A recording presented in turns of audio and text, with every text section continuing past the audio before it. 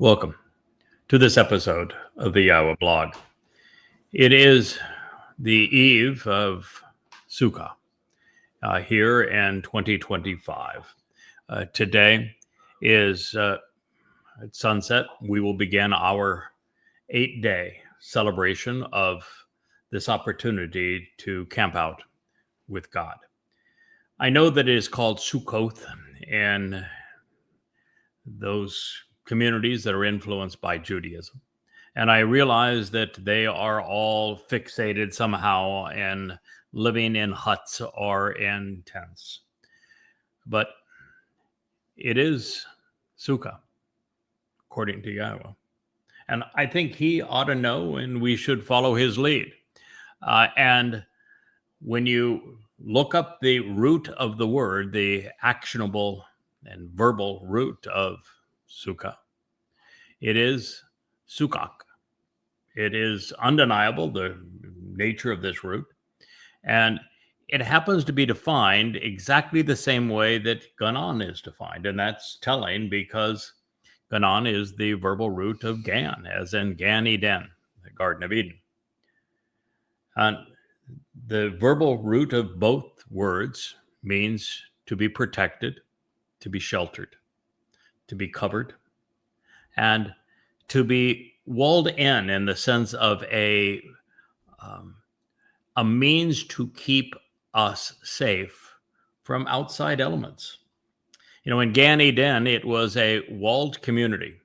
The walls were not to keep the inhabitants in, Adam and Chawah. They were to keep the humans out that were active, being religious and political and vicious as human communities have been throughout the ages. The wall was there to protect God's people from all of those who were so vicious outside of the garden.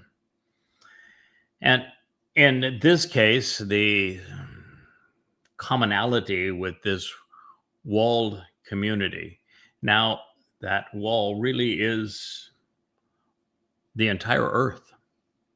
God's going to protect our planet from harm.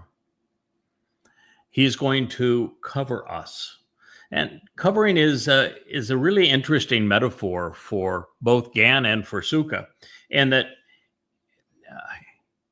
when the children of Israel, not the children of Israel, but Adam and Chawah, forerunners of the children of Israel, when the Gan Eden, the earth was covered by water vapor. And therefore, you had a much milder climate. Lives could be so much longer lived because you didn't have the harmful direct rays of the sun, and the temperature was much more temperate. But it is that covering which was so protective. And God is offering a different kind of covering as we move into the 1,000-year celebration of the conditions experienced during Eden. And we re-enter them on Sukah 8 years from now, 2033, which is year 6,000. Yeah. So that story of what happened in Eden is so important to us because we have to filter out all of those who do not belong, as well as encourage all of those who could make that experience richer for everyone. And we have to do all of that over the next 8 years. And so it's important to know that going forward, God's going to envelop the covenant family in his light. It will be the ultimate covering, protecting us from all harm. When I accepted this job 24 years ago, I was promised, as delivered through his beloved son, Dode, in the 91st Mizmor or Psalm, was to provide a shield of Malach, thousands of them, to make sure that no harm came to me or to my family, so that we could accomplish this job. So God has lots of means to protect us, and he's going to do so. And as we grow in the covenant and we become enriched and empowered and we move beyond these three dimensions and physical bodies into our soul being enveloped in spiritual energy and light, then we will need a pretty extraordinary protection, because just imagine what's out there as you were to travel through the universe to protect our souls. We have one of the great examples of how powerful this protection can be, because we were told that Dod's soul had the benefit of Yahweh's Ruach spirit come upon it when he was 8 years old. And we were told that spirit never left him and would never leave him. And so when we recognize that Dod, after fulfilling Pesach, where he sacrificed his Bashar body for that purpose in 33 CE, year 4000 Yah, the next day he fulfilled Chag Matzah, where his soul carried our guilt into Sheol to deposit it there so it would never be seen again, making us look innocent in Yahweh's eyes, so that we could be comfortable with him, exposed to him, a delight to him, and work with him. But imagine that now. Dod's soul was exposed to the enormous pressures of what is equivalent to a black hole. That's the nature of Sheol. It is a place where there is total darkness, total separation, and where there is only one functional dimension, time, and where nothing escapes. And yet, Dod's soul was able to enter and exit Sheol and be protected while he was there for that 24 hours, because of the protective capacity of the Ruach of Yahweh. And this is what is being offered ultimately to everyone, is to have that kind and that level of protection. I have it now 7 times over with the 7 spirits of Yahweh, so I know something of what I speak in this case. All right, so where we ended our discussion yesterday and the preamble to Sukah, and we're going to have 2 today. This one, which will begin where we concluded, which was after a really interesting review of what Sukah and Sukkoth all mean, as we investigated what happened with Yahweh's initial pronouncement of what we are to do on this day, when the day is celebrated, being the 15th day of the 7th month. That puts rabbis, and of course, in a whole world of hurt, because they pretend that this is their first month, but it's not. It is the 15th day of the 7th month, according to Yahweh. So we're told when Sukah will occur each year and how we are to observe it. And then, so that we had an understanding of the terms, we examined what could be known about Yaakov on this day. And when Yaakov was in Sukah, Sukkoth as it was called then, and he built his Sukah, what we found is that he lived in a Bayeth home, while the Sukah was simply for his possessions. And then we turned to the Yatzah, the Exodus, which followed, and we learned a great deal from that story, because what we discovered is that while Pesach provided an extension on life, freedom from the corrupting nature of religion and politics didn't occur until Matzah. Matzah is the day that our souls are unyeasted of the fungus and this corruption that enables us to enter God's presence and to be comfortable with him. That occurred on Matzah, not on Passover. And matzah is not an ingredient during a 7-day celebration of Passover. One of the things we learned is that there are 3 times each year that we appear before Yahweh, which makes Chag Matzah a 3-day celebration of the 3 Miqra over a 7-day period. And then Shabuah, independent and set apart by itself. And then the 3 fall feasts all are one event. It's Chag Sukah, making Teruah, Kippurim, and Sukah. One 23-day celebration, really, from God's perspective. One event. And so we learned a great deal about the process of what transpired during the Exodus. And the single most important lesson in their journey to Sukkoth was that this matzah, which is when it took place, is the essential part of this. That, first of all, you cannot and should never participate in Passover until you have accepted and met the 5 conditions of the covenant. And then matzah becomes this time of cleansing, of unyeasting our souls of religion and politics.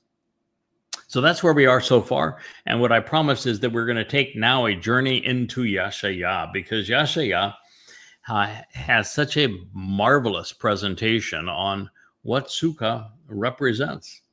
So his prophetic journey begins with a very bold declaration that is, well, difficult for most people to comprehend today, because he provides such an apt description of what Israel has been and remains under the rabbis. I posted probably another 10 rabbinical dunderhead videos today on my Facebook page. It's almost impossible to imagine rabbis being more divergent from Yahweh's instructions. Everything they say is wrong. Israel, so long as you believe them, so long as you are anywhere near them, so long as your soul is corrupted, is yeasted by them, you have no chance of ever knowing Yahweh. They are literally poison for you. They are toxic. They are a plague on the Jewish people. And so while the rabbis continue to poison Jews, there will be no return of Yahweh. He will only return when you embrace his name, reject Judaism, and start listening to him after 3,450 years of ignoring him. And so the great impediment to a reconciliation between Yisrael and Yahweh is religion. And yet in the midst of this plague is when Sukah is best understood, because it is only when the final traces of religiosity are purged from Yisrael that God's people can be whole again. So let's begin in the beginning. This is the revealing communication of Yahowah𐤄𤅅. Freedom and salvation are from Yahweh. It is a compound of Yasha, the Hebrew word to deliver, to save, to free, to emancipate. And Yahweh's name, Yahu, Yahowah𐤄𤅅. Freedom and salvation are from Yahweh. Son of Amos, which means trustworthy and steadfast, whereby beneficially he compiled and revealed a written prophetic record of the covenant and this relationship concerning Yahudah, the beloved of Yah. That is also a compound name. It is comprised of Yahweh's name, obviously, and Dod's, Yahud, the beloved of Yah, and Jerusalem, another compound name, this one 3 times. It is the source of teaching and guidance regarding reconciliation. Doing so in the days of Uzziah. Uz is like Oz in Hebrew, written the same way. It speaks of boldness, empowerment, ability. And in this case, it is also Yahu. So it is the sense of empowerment and strength that we can draw from Yahweh. Yotham, which means that Yahweh is perfect. Akaz, which means that he has grasped hold, and Yahowah𐤄𐤄𐅄, which is rendered Hezekiah, but it means he is strengthened by Yahweh. And the prophet says in Yeshaya 1:1 that they were rulers of Yehudah, the beloved of Yah. So listen, spiritual realm, those of you who are on the earth, and choose of your own accord to pay attention and respond, material realm, because Yahweh has spoken, not only in the spiritual realm and in the material realm as well, because Yahweh has made his declaration. It ends, and this is God speaking to us. I reared my children, I lifted them up, I helped them grow while enabling them to be great.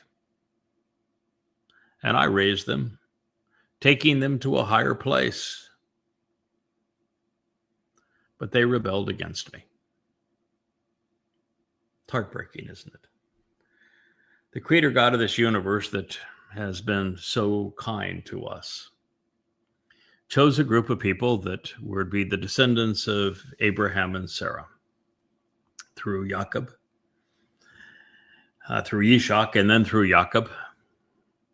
And he did everything he could to raise them, to give them this wonderful covenant relationship whereby they could transcend this mortal existence and become immortal, perfect, empowered, enriched, adopted into God's eternal family, emancipated even from 3 dimensions into the 6 dimensions of the universe and 7 as we enter Shamayim. But rather than appreciating what God was offering through this covenant, they have constantly chosen to be religious. And in this way, Israel has continually rebelled against God. Yeshaya, Isaiah 1:2. I think this, ladies and gentlemen, encapsulates the history of Israel and the interactions between God and humanity as succinctly as is possible. Yahweh made the effort to engage with us, to raise us as a family. He tried with Adam and with Chawah. He tried again with Noah and his family. Then upon their leaving Babylon, Yahweh tried again with Abraham and with Sarah, then with Yishak, then with Jacob, and then with his 12 sons, over and over again, teaching, guiding, enabling, and yet consistently, God has been rejected. And the more Israel grew, the more they rejected God, the more they became religious. Now, this next statement is one that you really don't have a full appreciation of until you know the players in God's story. It actually reads that a bull, not a cow, a bull. And the bull is described here as an observant bull. This is someone whom Yahweh has been able to share his message, one who is so compassionate that he is willing to lay down his life for God's people. This is a very important symbolic reference because it is ultimately the bull that unifies Yisrael with Yahweh in the end. So a bull, an observant bull, one who looks, sees what is around him, just as the word itself implies, viewing the world from the proper perspective, becomes aware of and recognizes his creator, the one who made it possible for him to be born. But an ass, a stubborn domestic beast of burden. He just knows his Lord.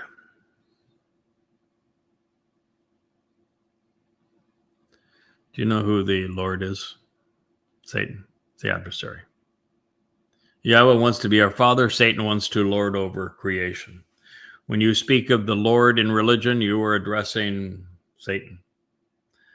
When Jews sing about Adonai, they're singing about the adversary. The Lord Jesus Christ, that would be Satan.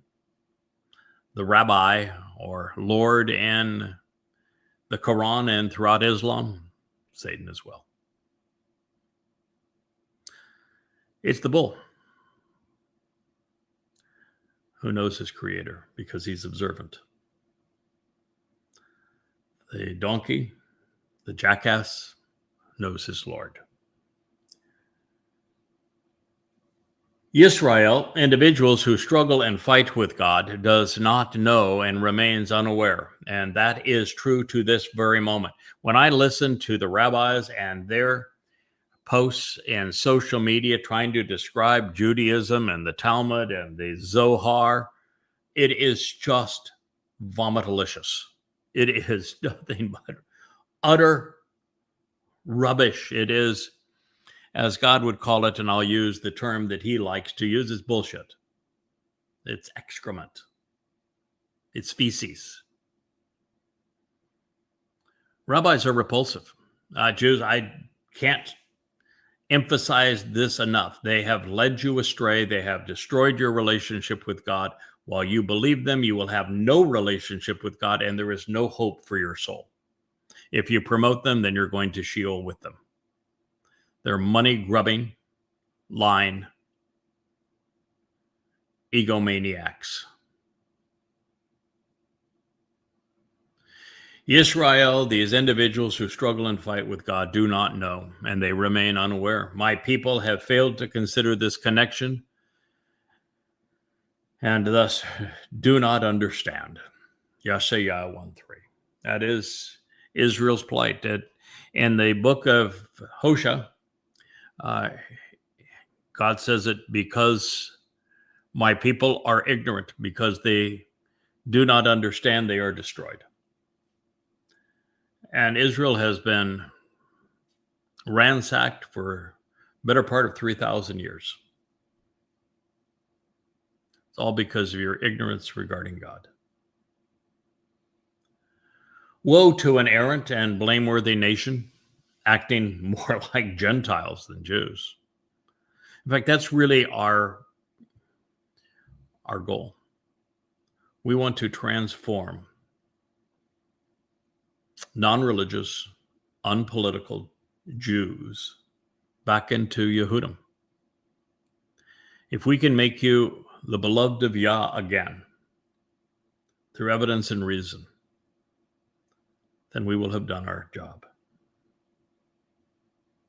Because now you are nothing but an errant and blameworthy nation acting like Gentiles. As a matter of fact, you're proud of the fact that you have Muslims living among you and that you have a growth in the Christian population. And yet, what did God tell you about that? Don't do it. What did God tell you about being religious? Don't do it. What did God tell you about trusting in political leaders? Don't do it. Don't follow in the ways of the Goyim, and yet you've done all of these things. And yet you pretend like you got this relationship with a Hashem and a G-D and an Adonai who told you not to do all of these things. What happened when Adam and Chava in the garden did what God told them not to do? They were booted out. They were told, you're got to fend for yourself. And they ultimately died. What about you, Israel? Why would you expect any different? Woe to an errant and blameworthy nation acting like Gentiles, severely stubborn, heavily laden, dulled and unresponsive. with the corruptions and guilt associated with perverted distortions, the offspring of errant children who corrupt and destroy, lacking integrity. They have rejected and abandoned Yahweh. You know, this Isaiah scroll is available in its entirety, and it's one of many Isaiah scrolls, but one of these you've got plastered all over a museum just for its purpose, just to show it. You can go in there and read it. And for you to think that somehow being religious unites you with God when you won't even say his name, it's mind-boggling. Why can't you process what God just said? He just said, woe to you. You're wrong. You're blameworthy. You're acting like Gentiles, not like Yehudim. You even go under the notion that you're somehow Jews. There's no correlation between Jew and God. None.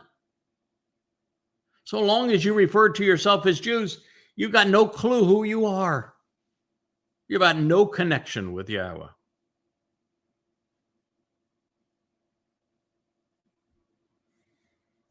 You're stubborn.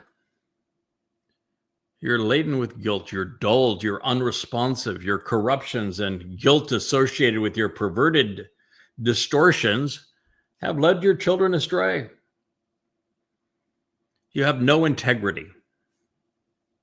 And as a result, you have been rejected and abandoned by Yahweh. That is where you are. My job is to change that so you're no longer there. My job is to relate this to you so you know where you are currently and you leave that terrible place and you come back to Yahweh. What have you got to lose? Death? A trip to hell? Being confused, being distorted, being misled? What do you have to lose? I mean, your political leaders allowed 710 to happen. Did nothing. They went a full day without responding. They knew all about it. They did nothing to stop it. I mean, when you consider how hellacious that attack was and that there was full disclosure that it was going to happen, and you still have the same government? You're out of your mind? I predicted Alaska flood a year before it occurred, saying that Muslims would enter small communities within Israel, terrorize the people while the rockets were shot for cover. And what I have discerned is that the entire purpose of the October 7th Alaska flood attack was to achieve one thing. It wasn't how many Jews they could kill. It wasn't how many they could abduct. It wasn't how many they could rape. It wasn't how many times they could scream Allahu Akbar. It was one purpose, and you fell for it. That purpose was to tick Jews off to the point that they knew that Israel would invade and destroy Gaza. And they already had all the resources around the world poised to capitalize on that. They were screaming genocide. They were screaming free Palestine. They were screaming from the river to the sea, Palestine will be free, even before the IDF responded. They played you. They knew what you would do because you always do the same thing and it's always wrong. They invaded during October 7th for a single purpose, and that was to get Israel to invade and destroy Gaza so that they could destroy Israel, because they knew that if Israel went into Gaza, where there were 2 million Muslims, and began bombing it to smithereens, that the entire world would turn against Israel. And they would isolate Israel, and they would demand that Israel give these terrorists a state of their own, carved right out of the heart of Israel. and that when that happened, Israel would be indefensible. Perhaps they know more about what Isaiah wrote in this regard than do Jews, because you don't much like Isaiah, because he lambasts you for your religion. But it is in Isaiah in the 17th chapter where we're told exactly what's going to happen and when it's going to happen, and that your heart will be torn out and you'll become indefensible to these Muslims because of what you did and didn't do. And the fact that you've never acknowledged who your enemy is. You go off and you're attacking a symptom. You're pretending that Hamas can be eliminated from Gaza, not recognizing that Hamas are just simply good Muslims and that Gaza is filled with Muslims. You can no more eradicate Hamas from Gaza than the man on the moon. Can't be done. Man on the moon, that's kind of an interesting phrase now that we know what the moon represents and who the man is that represents the moon. You were played.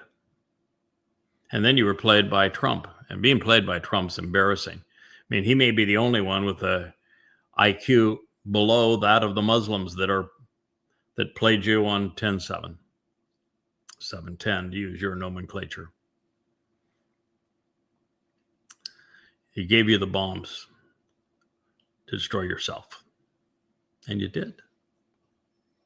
And because Netanyahu has to have a war to stay in power, he is now beginning to realize that he can't continue to bomb Gaza. The world's not going to allow him. Trump's not going to allow him.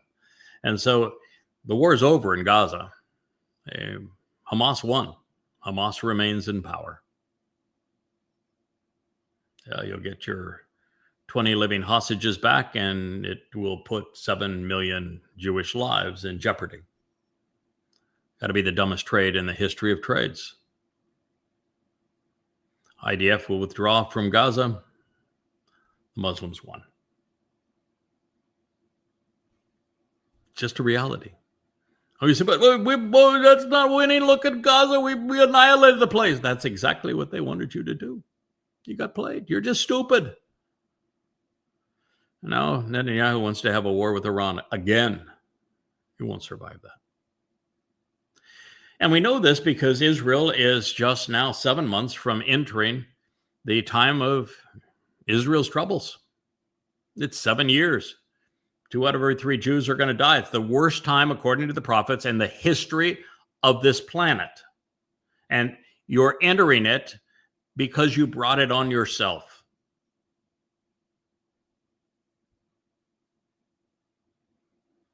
Yahweh's not going to have anything to do with you until you return to him, and you won't return to him until your backs are up against the wall. You are corrupt. You are destroying yourselves. You lack integrity. Between your politicians and the rabbis, they have left you astray.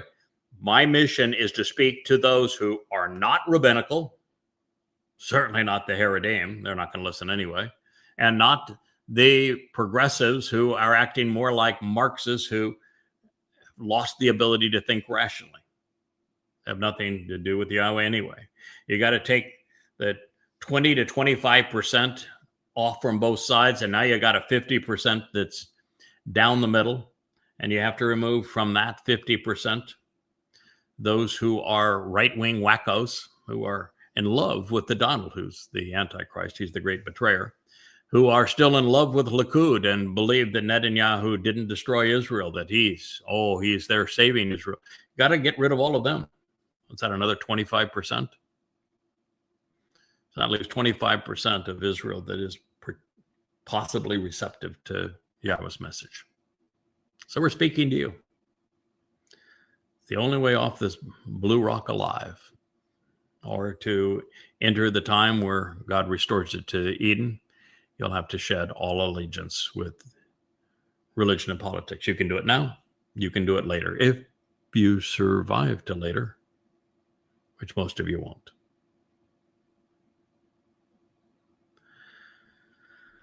We have come to despise and actually revile, genuinely feeling contempt for the set-apart one of Israel, Yahweh.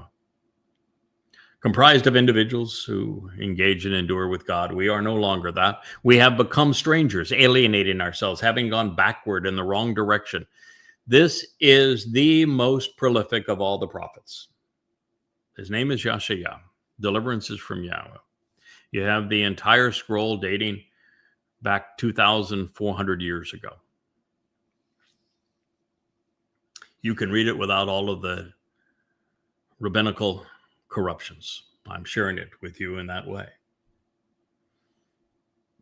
And for you to pretend that God likes the religious, that Judaism is somehow associated with God, that their God-forsaken Talmud is a oral Torah, when Yahowah𐤄𤅅 is just flat out lambasting you. He's condemning everything about the religious nature of Jews, saying that you're unfaithful, you're estranged from God, he has nothing to do with you, he finds you repulsive. That's just the truth. You got to deal with it. That's what the prophet said. And he's not alone, because every one of the prophets had exactly the same story. In fact, it's exactly the same story in the Torah. The Torah, particularly the Exodus, is nothing but this constant chaos where you were obnoxious towards Yahweh. You were obnoxious to Moshe. And then later, when God's son is anointed as the Messiah and king, you were obnoxious to him. You rebelled against him. You've done nothing but rebel against Yahweh and those he has chosen to speak through. Every moment, with just flashes of brief sanity among the delusions, Israel, you've been bad. I mean, really, really bad. Disgusting, revolting. And you may not like to hear that. You may say, oh, well, most guy must be anti-Semite. He's speaking against Jews.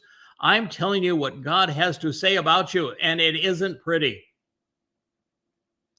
You've corrupted yourselves through your religion, through your politics, by erasing Yahweh's name, by not listening to, in fact, revolting against those God has chosen to speak to you, including Yahowah𐤄𝐤. How often is it that you hear Yahowah𐤄 quoted in your midst? Or anything. The story of the adulterous woman in Numbers 5. This story of your rebellion against Moshe to the point that he said, I'm out of here. I can't do this anymore. I don't want any part of you.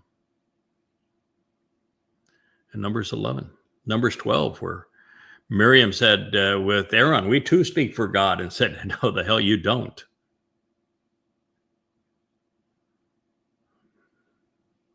Somebody speaks for me, I've designated them. Guess who he didn't designate? Rabbis.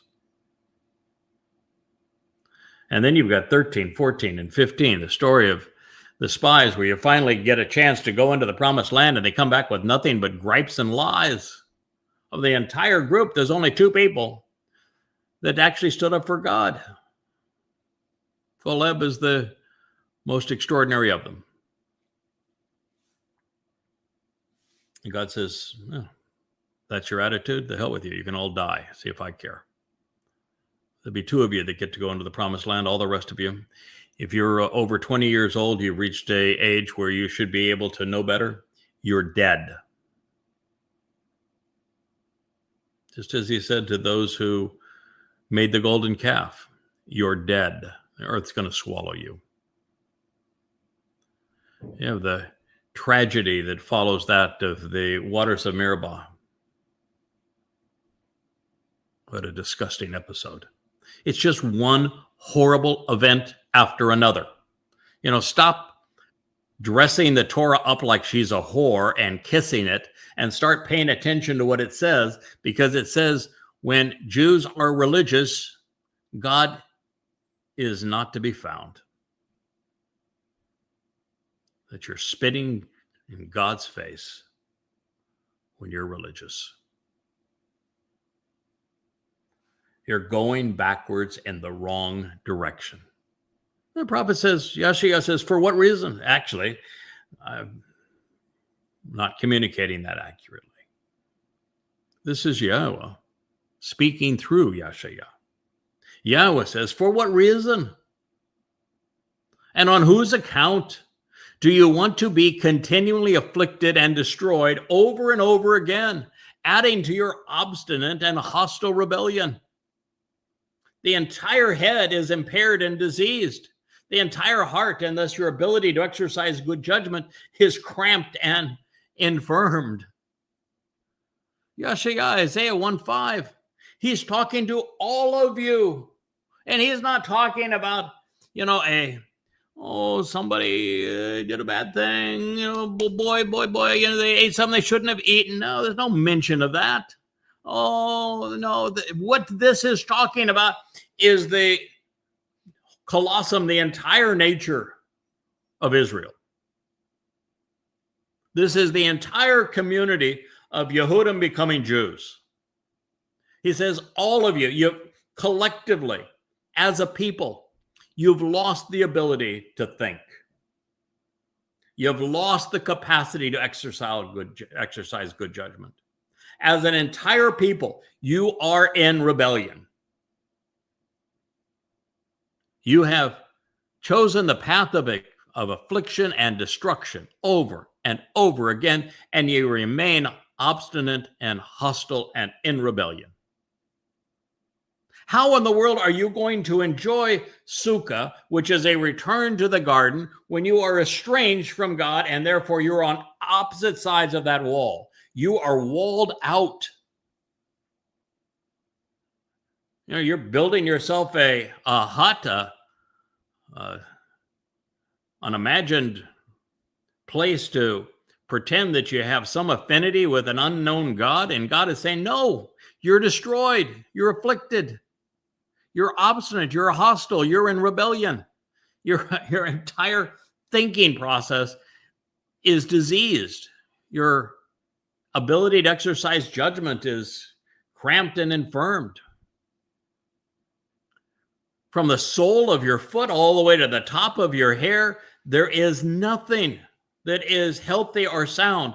He is speaking to the entirety of what Israel represents. There's only one thing that is capable of infecting a people to this extent, from toe to hair, from mind to heart: religion. The enemy of the Jewish people has been and continues to be Judaism. It is the infirmity. Emasculated and castrated, battered and bruised, wounded by a devastating and deadly plague, they are rotten to the core, as they have not been cleansed or medicated. They have not been bandaged. They've not been soothed with olive oil.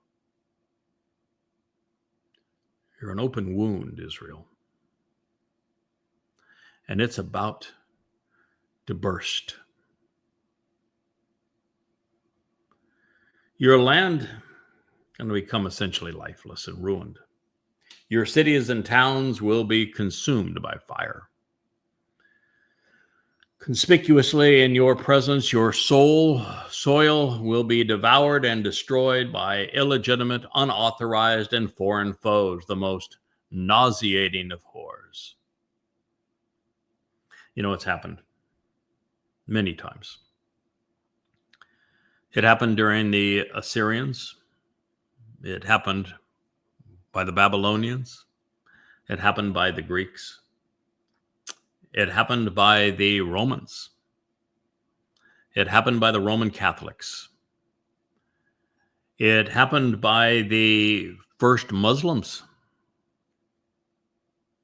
It happened by the Ottomans. It happened by the Catholics again. Over and over again. Then it happened by the Muslims. And it happened by the British. And now it will happen by the Muslims again. You see, Alaska 2.0 is not going to be like a pinprick.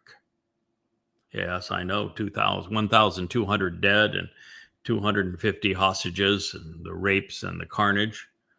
We're a lot more than a pinprick from Israel's point of view, but Alaska flood, according to the prophets, the next rendition, which will take place within just over a year's time. It's going to be 1,000 times worse.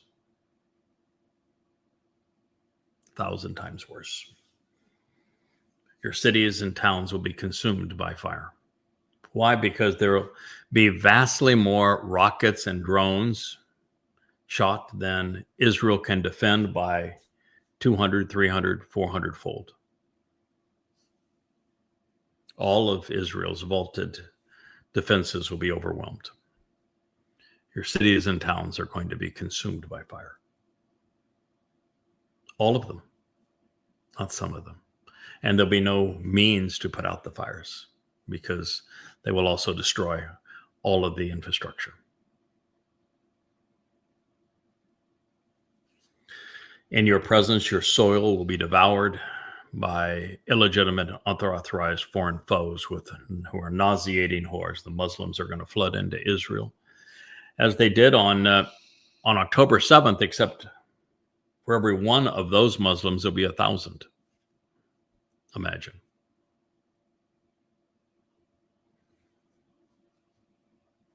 They will bring devastating perversity. Oh.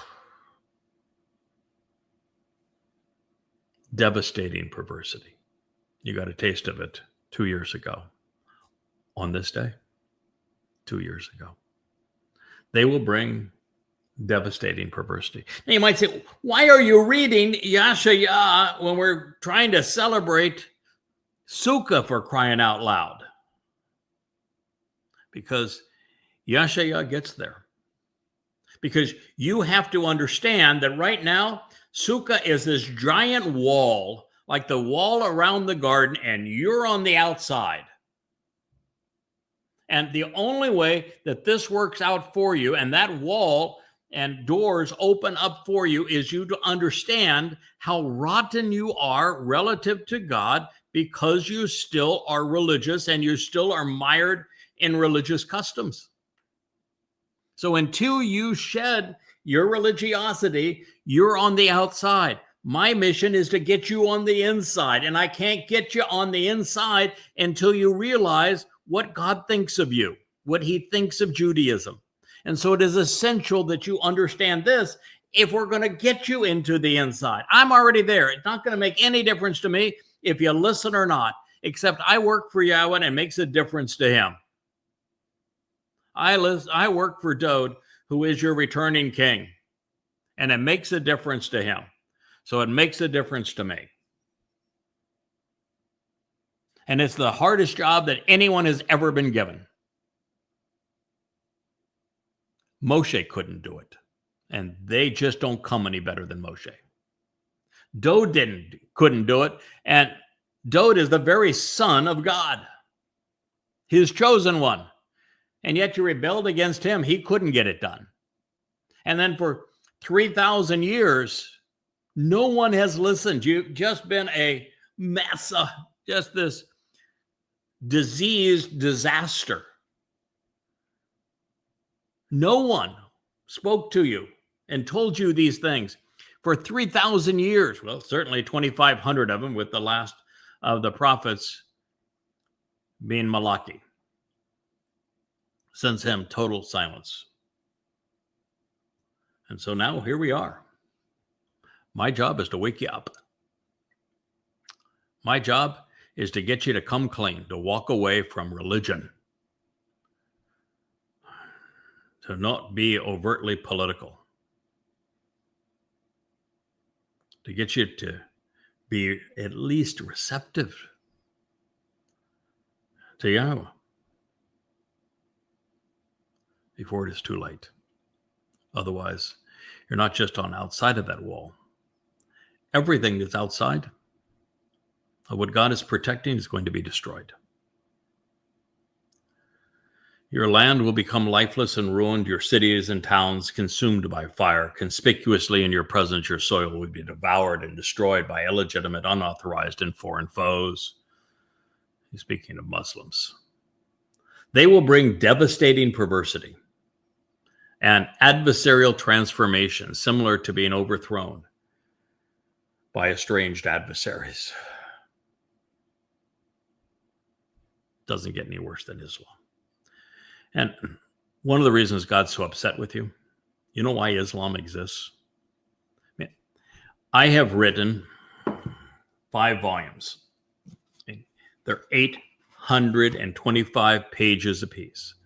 5 volumes in this goddamn religion series, presenting the entirety of the Quran, reordered chronologically, and put into the context of Muhammad's life using the 4 hadith collections that were contemporaneous with the Quran, that were provided by the same people who provided the Quran to us, particularly Ishaq and Tabari, Bukhari and Muslim. And by doing that, I learned something that is really undeniable, and the evidence it cannot be swept under the rug. Islam exists. October 7th happened because rabbis sold Talmud readings to Muhammad. They made a buck selling Talmud readings to Muhammad that Muhammad then twisted to serve his agenda and attributed to Allah, creating the Quran. Without those Talmud stories, the Quran is a little pamphlet that no one would even bother to have read or listened to. Muhammad is unknown. Islam never would have survived Muhammad's death.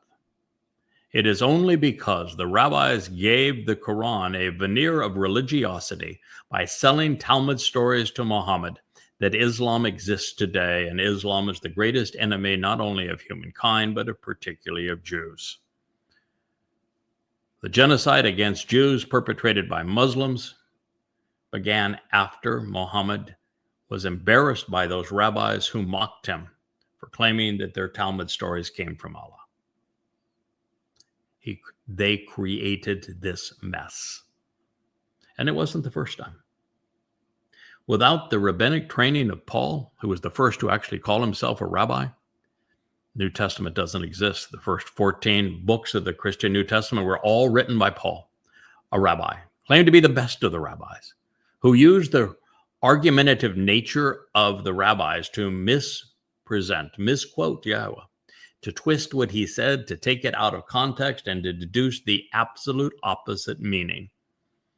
Christianity exists because the rabbis equipped Paul to create it. And then, once it was created, rather than oppose it by quoting from Yahweh and say, no, there cannot be a Jesus, an Iesu Christou, all of these statements belong to Dowd. All of them. Dowd is the Messiah, the returning and former king, the chosen one, the Son of God. Everything you're attributing to this myth of a man was actually accomplished by and spoken of regarding Dowd. But you didn't do that. And so all of the hell that has come upon Jews, including the Holocaust, be laid at the feet of those rabbis who made that horrible decision. They have been your worst enemy for a very long time, Israel. It's time you out them. It's time you spit in their face. It's time you told them to go away and to shut up. It's time that you isolated and quarantined the parasites of the Haredim. If you can't do that, Israel, then the carnage that you're going to suffer over these next 8 years is going to be horrific.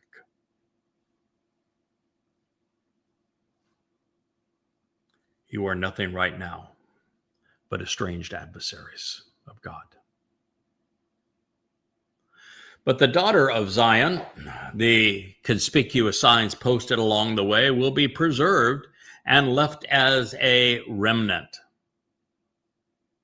You know what that story is about? You know what this daughter of Zion, Zion means signs posted along the way, be the ridge line from Dod's home to Yahweh's home on Mount Moriah. His daughter is the adulterous woman. The adulterous woman isn't a woman who cheated on her husband sexually. The adulterous woman is a religious whore. She's the Gomer. She's the reason that Yahweh says, I'm divorcing Israel, after he told his prophet to marry a religious prostitute so that he could emphasize, so that you would understand that you are being separated from God because of your religiosity. This is this religious whore. This is the story of Numbers 5. Yahshua explained it to you. There will be an adulterous woman, Israel, that will be part of a remnant. And that remnant is going to be like the sheltered place for living, like the Sukah, like a covered and protected dwelling place to camp out. Do you know why that's the case, Israel? Because Chag Sukah is part of the celebration of Teruah, Kippurim, and Sukah. It will be fulfilled in the fall of 2033, which is year 6000 Yah. And on Teruah, on the Shabbat, there is going to be this sacrifice of the Adamah Parah for the express purpose of purging the religiosity from this remnant of Yisrael that God has gathered from all over the world. So that if you follow what is written in Numbers 19 about the Adamah Parah, and you apply that to Numbers 5 about this woman, in Numbers 5, you will know that this remnant is being prepared for the re-entry into the garden. Now you might say, well, why don't you just bring this up later, so we will know, because 2/3 of you are going to be dead between now and then. Why? Because there's a harvest between now and then, and I'd like you to be part of it. Because if we can get some 70 of you to respond in Israel and embrace Yahweh's name and return to his Torah, not the rabbinical Talmud, and to shed your religiosity and embrace the relationship as Yahweh instructed, then you can speak now boldly before the majority of Jews die. I don't want you to die. I want you to live. And so by telling this to you now, you can be part of the covenant and join us on the Shabuah harvest. You can later be part of the covenant and join us on the Teruah gleaning. Or you can be part of those who are left behind, this remnant. And if you're part of this remnant that is left behind, and you are able to benefit from my sacrifice as the Adamah Parah, then you will be readmitted into Sukah. You'll be prepared for Sukah. And in between that period, Teruah, which you call Yom Kippurim, and which you call Rosh Hashanah, and it isn't the beginning of the Babylonian New Year. Teruah is the day of the herald. If on Teruah you benefit from this, then this adulterous woman is going to go through that 7-day period of being set apart, followed by 3 days where she's all prettied up, as you were when during the Exodus on the base of Mount Choreb, you were prepared to listen to and to meet with Yahweh. This time, though, you can't screw it up. You can't tell God to go away and shut up. Not going to work this time. Didn't work last time, and you don't have any time for a redo. So you can't do that. So this is all getting you prepared so that you can come into the celebration of Sukah, because as this is transpiring, and you see Yahweh's going to light the flames as he did 2,888 years prior with Elia. Elia is going to be there. He's going to be the master of ceremonies. He's going to explain everything that's going on. To be copious amounts of water that are released from underneath the Temple Mount. That God's going to ignite the fire. There's going to be the sacrifice of the Yahowah𐤄𐤅 on Teruah, and it will purge the religiosity of that remnant. As God destroys all of those who have come against his people, destroys all traces of religion and politics around the world, and that he then transforms the entire planet back into the conditions of the Garden of Eden. And then in 10 days, Yahweh returns to a perfected earth, to his remnant of his people, the sheltered group of people who are preserved as the remnant. He's going to return to them with Dode, your Messiah, your King, my Messiah, my King. And then we're all going to be prepared to enter Sukah together. This is the story that Yahshua is telling you, and Yahweh is telling you through Yahshua. It's the reason we turn to this. And everything's going to be like a vineyard. The vineyard that Dode planted. Like an overnight cottage for a watchman. And a challenging garden that was once filled with vehemently difficult stubble. It's like an awakened encampment, akin to people who are now aroused. All preserved because there will be a group, finally, after all of this time, who are willing to be observant. Yahshua, Isaiah 1:8. All of this in the great Isaiah scroll, and we're still in the first chapter. Unless Yahweh of the host of spiritual messengers had not spared and preserved a remnant. On our behalf, as a few survivors,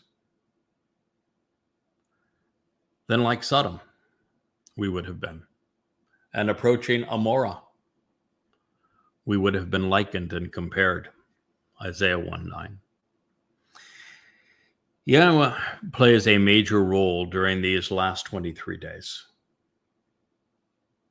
The three individuals that he will work alongside and with, Elia is the goat, myself as the bull, Dode is the ram. And yet, God is not playing around this time. This is not casual time. This is not, let's give you lots of opportunity to think about it time. You will have Elia and I on the Temple Mount for 3.5 years with miraculous things happening all around us. Your last chance to come clean. And then come Teruah. All of the things that I have said will transpire, but what I have not shared with you, but I have shared on previous programs, is that there are 4 chariots, red, black, white, and dappled. And those 4 chariots have a role. I'm going to be in the red one because I am the man from Edom who is dressed in red. I am the sacrifice on this day. I'll be bludgeoned to death. And the role of the Yahowah𐤄𐤅 for the benefit of the adulterous woman. That's the red chariot. The black one, it's dressed to coordinate with those it's going to pick up. All of the Jews who are still religious and still wearing their ridiculous mourning suits. The destination of that chariot is hell, Sheol. You don't want to be on that. There then is a white chariot, and it's going to travel from sundown on Friday evening, the 23rd, or the 23rd of September of 2033, through the morning of the 24th, also a Shabbat, on Teruah, going to travel the entire world. It's going to pick up every soul that will be part of this remnant. But God said if he hadn't spared this remnant, there wouldn't be any of you left.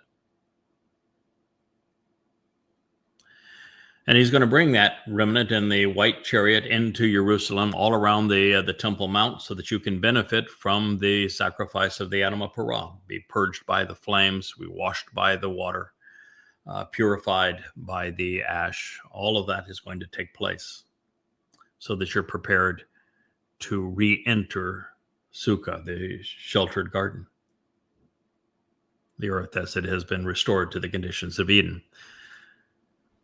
Had that not happened, it would have been lights out. The world itself would have no reason to exist. Those got no kingdom. Yahweh's got no people. There's nothing. There's no purpose in this planet. The entire planet would be like Sodom and Gomorrah.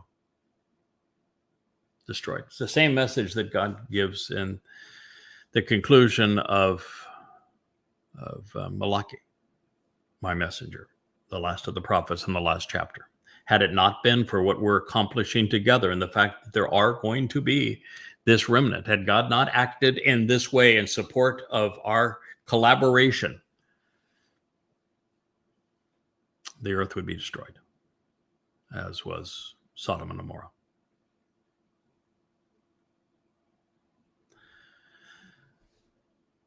Yahowah𐤄𐤅 is presenting what is going to occur. After the Shabuah harvest, it's going to be hell on earth for Israel. In fact, the gleaning on Shabuah, which will be the 11th of June, 2027, will be followed almost immediately by Alaska Flood 2.0 and this miserable condition that we have considered at this point. But the time of trouble ends on Teruah in 2033, the 24th of September that year. And that's when this remnant is spared. This is when we are prepared to re-enter the ultimate Sukah. This is why Gan and Sukah, from their verbal roots, have exactly the same meaning. The Sukah you're entering is Gan Eden, as the earth is restored to those conditions.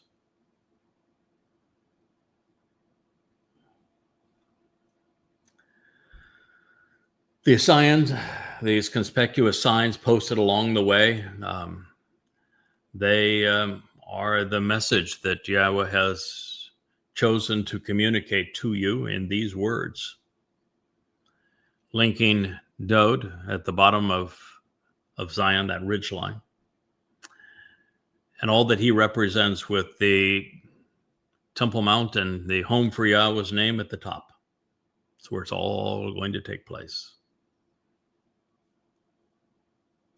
The Sukah is our return to Eden. And so our mission is to awaken a remnant, a few survivors, and then to prepare them for Yahweh's return so that you can be on the right side of this great event. We will continue our presentation of all things explaining Sukah, even though we have now come to Yahowah's conclusion in terms of putting all of the religiosity aside, scrubbing the people clean of it, Yahweh providing a remnant so that there would not be a return to Sodom and Gomorrah, so that God's people can be purged.